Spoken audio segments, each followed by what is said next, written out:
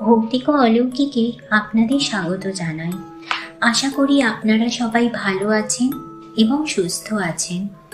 মেয়েদের জীবন সত্যিই অদ্ভুত। একটা মেয়ের শরীরে কত রকমের অসুবিধা থাকে। কিছু ব্যথা যন্ত্রণা আছে যা শুধু মেয়েরাই সহ্য করতে পারে।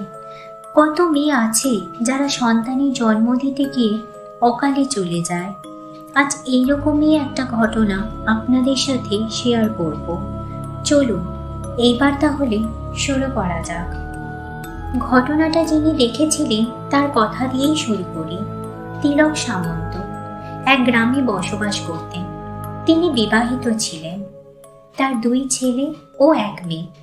তিনি সরকারি চাকুরিজীবী ছিলেন।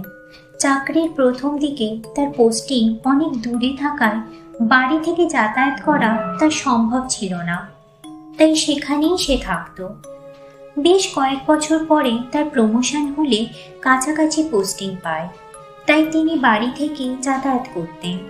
তিলকবাবু বাসেই অফিস যাতায়াত করতেন। বাস থেকে নেমে তার বাড়ির দূরত্ব ছিল 5 মিনিটের। তিনি সেইখান থেকে হেঁটেই যাতায়াত করতেন। অফিস থেকে ফিরতে ফিরতে তার রোজই সন্ধে হয়ে যেত। তিনি যে পথ দিয়ে হেঁটে আসতেন সে পথে একটা পুকুর পড়ত এবং তার কিছুটা পরে একটা শ্মশান ছিল। শ্মশানের পাশেই ছিল একটা ব্যাংক আর একটা বড় গাছ। যেহেতু গ্রাম, তাই সন্ধে হলেই চারিদিক নিস্তব্ধ হয়ে যায়। রাস্তাঘাটেও সেরকম লোকজন দেখা যায় না। উনি যখন ফিরতেন রাস্তা একদম ফাঁকাই থাকতো। প্রথম উনি ফেরার সময় কিছু মনে করেননি। তারপর একদিন শনিবার অফিস থেকে ফেরার সময় উনি বাড়ির জন্য মাছ কিনে আনছিলেন। হঠাৎ ব্যাংকের ওইখানটায় মনে হয় কেউ যেন পেছনে আসছে। উনি পিছনে তাকিয়ে দেখেন কেউ নেই, কিন্তু সামনে ঘুরতে আবার পায়ের আওয়াজ পান। উনি একটু ভয় পান, তাই আর পেছনে না ঘুরে খুব তাড়াতাড়ি হেঁটে বাড়ি চলে আসেন।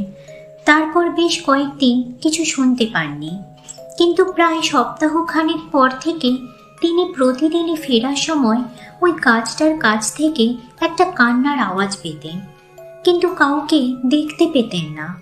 তারপরে আসে সে বীভৎস দিন।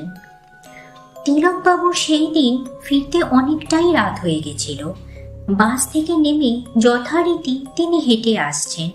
একটু দূর থেকেই একটা বাচ্চার কান্নার আওয়াজ পায়, সাথে কোনো মহিলা তাকে চুপ করাচ্ছে সেই আওয়াজটাও পাওয়া যায়। হঠাৎ তিলকবাবু দেখেন গাছটার থেকে কিছু একটা নেমে আসছে। তিনি আড়ালে লুকিয়ে পড়েন। লুকিয়ে দেখেন একজন মহিলা একটা বাচ্চাকে কোলে নিয়ে গাছ থেকে নামছে। বাচ্চাটা কাঁদছে আর মা তার পিঠে হাত দিয়ে চুপ চুপ বলছে। মহিলাটা গাছ থেকে নেমে আস্তে আস্তে রাস্তা দিয়ে হেঁটে যায়। তিলকবাবু ভাবেন এত রাতে কে এই মহিলা, গাছেই বা কি করছিল, কোথায় যাচ্ছে দেখি তো। তিলকবাবু পেছন পেছন গিয়ে দেখেন ওই মহিলা বাচ্চাটাকে নিয়ে আস্তে আস্তে পুকুরের মধ্যে নামে। পুকুরে নেমে সে মিলিয়ে যায়। তিলকবাবু বুঝতে পারেন যে তারা মানুষ ছিল না। তিনি ভয়ে দিকবিদিক জ্ঞানশূন্য হয়ে দৌড়াতে থাকে। দৌড়ে কোনো মতে বাড়ি পর্যন্ত এসে পড়ে যায় এবং অজ্ঞান হয়ে যায়।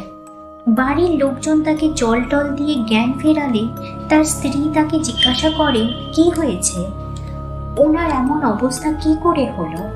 সেই দিন উনি কাউকেই কিছু বলেননি, কারণ বলার মতন মানসিক অবস্থায় তিনি ছিলেনই না।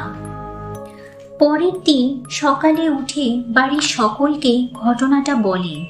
পরে লোকমুখে শোনা যায় পাশের গ্রামে এক গর্ভবতী মহিলা বাড়িতে বাচ্চা প্রসব করতে গিয়ে মা ও বাচ্চা দুজনেই মারা যায়। পরে বাচ্চাটাকে ওই পুকুরটার পাড়ে পুঁতে দেওয়া হয় ও মাকে শ্মশানে দাহ করা হয়। তাই ওই মহিলার আত্মা ওখানেই রয়েছে। শুধু তিলকবাবু নয়, অনেকেই ওই মহিলাকে বাচ্চা নিয়ে যেতে দেখেছেন। এই ছিল আজকের ঘটনা। আপনাদের ঘটনাটা কেমন লাগলো অবশ্যই আমাকে কমেন্ট করে জানাবেন। আর যদি ঘটনাটা ভালো লেগে থাকে তাহলে একটা লাইক করে দেবেন এবং নিজেদের চেনা পরিচিতদের সাথে শেয়ার করবেন।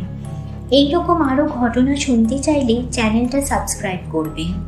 ভৌতিক ও অলৌকিকের তরফ থেকে আমি রুনিয়া আপনাদের জানাই শুভরাত্রি।